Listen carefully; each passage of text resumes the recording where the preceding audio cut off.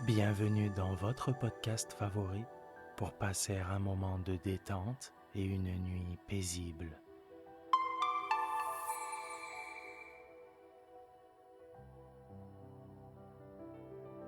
Installez-vous confortablement et profitez chaque soir de votre moment de relaxation avec le podcast Dormir sans souci.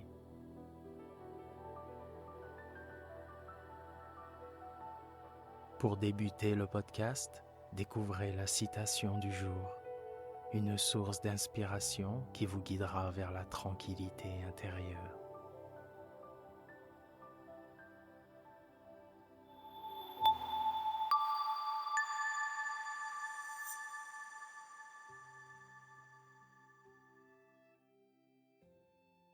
Notre citation du jour nous a été envoyée par notre abonnée Yvette de Reims.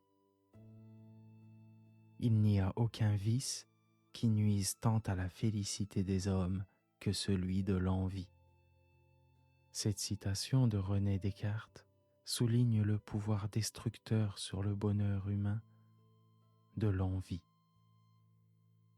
Elle nous rappelle que c'est un vice qui corrompt les relations interpersonnelles, qui engendre des sentiments de jalousie et de ressentiment.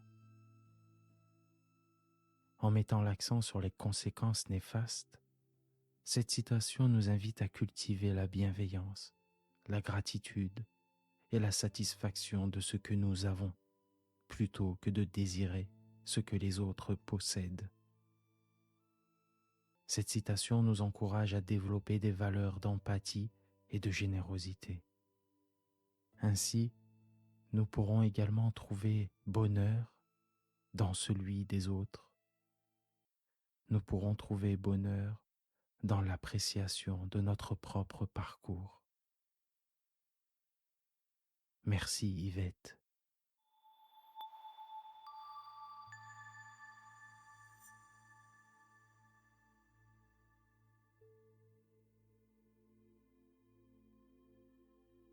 Il y a des êtres tellement disgraciés de la nature, tellement étranges à voir ou à entendre, que leur seul aspect est un sujet de triste étude pour les uns, de folle moquerie pour les autres. Plusieurs de ces êtres-là n'ont pas toujours été ainsi. Les uns ont eu quelque accident au moral ou au physique. Les autres, à force de se laisser mollement aller à la fatigue ou à la paresse, sont descendus de quelques degrés, et sur cette pente-là, il n'y a plus de raison pour qu'on s'arrête. D'autres encore, ce qui est affreux pour l'humanité, sont devenus ainsi sous la pression des persécutions. Ce n'est pas le plus grand nombre qui ont été frappés dès leur naissance.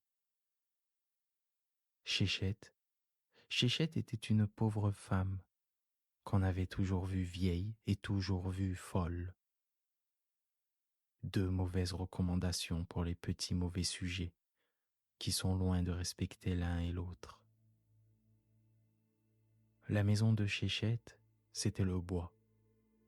Son magasin, c'était le bois. Le nid de son enfance, l'asile de sa vieillesse, c'était toujours le bois. D'où venait-elle? Personne n'en savait rien, ni elle non plus.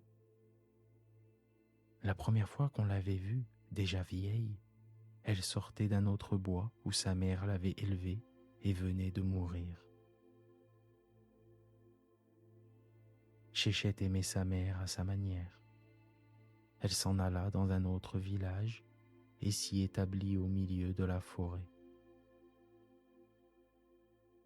C'était une étrange créature, dernier rejeton sans doute de quelque race nomade. Tant que l'été durait, elle se nourrissait de fruits sauvages et pendant l'hiver, elle avait son magasin où étaient entassés les baies rouges des sorbillers, les faînes huileuses, les glands, toutes les richesses de la forêt. Parfois les écureuils, les sangliers, les rats visitaient son magasin, car le rocher qui lui servait d'abri était couvert largement.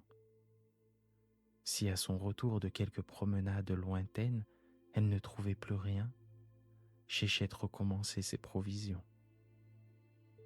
Quand l'accident arrivait en hiver, elle allait jusqu'au village et demandait du pain. Les uns avaient pitié de la pauvre folle et remplissaient largement le haillon qui lui servait de tablier ou lui donnaient d'autres vêtements. À cela, elle souhaitait dans sa langue une infinité de belles choses. Les autres se moquaient d'elle. Alors Chéchette faisait entendre un grognement fort expressif. C'était sa manière peut-être de souhaiter le mal. La nourriture qu'on lui donnait, un peu moins grossière que la sienne, lui semblait une suite de festins tant qu'elle durait. Quelquefois, en ayant pris beaucoup pour commencer, elle s'endormait pendant longtemps, à la manière des serpents et des lézards. La forme des vêtements lui était indifférente, d'homme ou de femme, peu lui importait.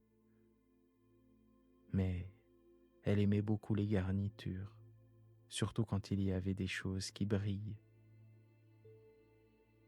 Les enfants méchants lui offraient parfois des vêtements ornés de grelots et d'autres choses ridicules. Mais s'ils avaient le malheur de rire, Chéchette leur jetait leurs présents à la figure. Souvent même, elle devinait leurs mauvaises intentions sans qu'ils eussent besoin de rire, car elle avait l'instinct fort développé.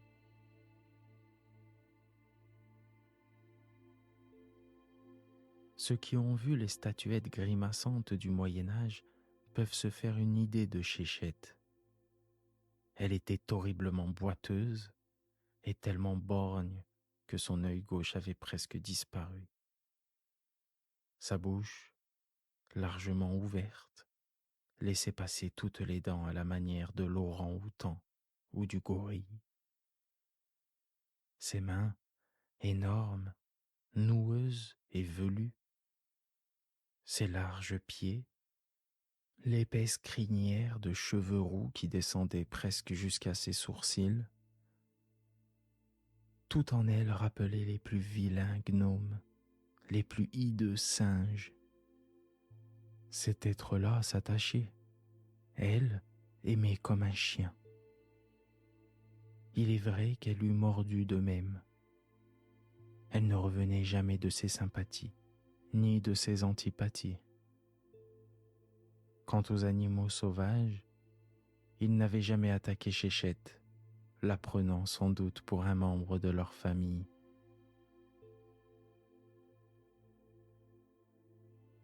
La personne à laquelle elle avait jusque-là témoigné le plus d'affection était une pauvre veuve, mère de 3 petits-enfants.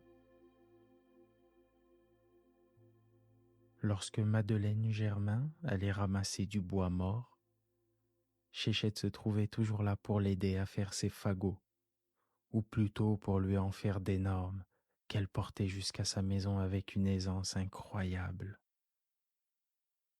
Le bois était son domaine. Elle y avait tout à fait un autre air qu'au village. Là, Chéchette semblait plutôt être un être surnaturel qu'un être grotesque. Les méchants du village plaisantaient beaucoup Madeleine sur cette amitié. Ils riaient surtout lorsqu'elle laissait l'horrible vieille bercer dans ses longs bras les petits enfants qui jouaient avec elle comme avec un chien fidèle. Ceux-ci n'en riaient pas moins joyeusement, et Madeleine s'inquiétait fort peu des mauvais plaisants. Une nuit d'été, que tout le monde dormait profondément, après les fatigues d'une chaude journée employée à travailler dans les champs, on entendit retentir le seul cri qui fait lever tout le monde à la campagne. « Au feu, au feu !»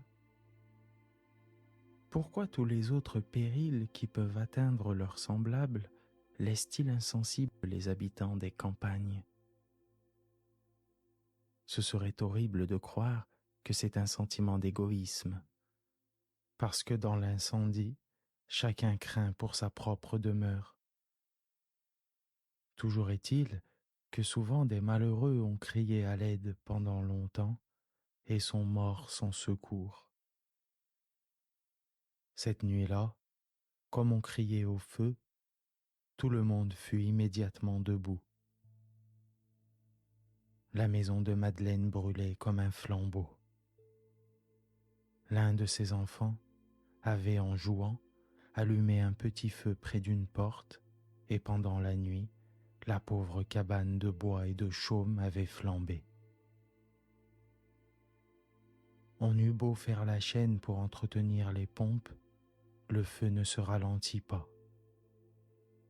Madeleine tenait dans ses bras deux de ses enfants et luttait en désespérée contre ceux qui voulaient l'empêcher d'aller chercher le troisième au milieu des flammes. On le croyait perdu.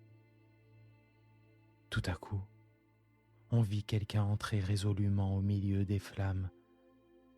C'était Chéchette. Elle avait vu qu'un des enfants manquait. Les charpentes calcinées croulaient avec fracas. La flamme tournoyait superbe et triomphante, dardant ses 1000 langues vers le ciel.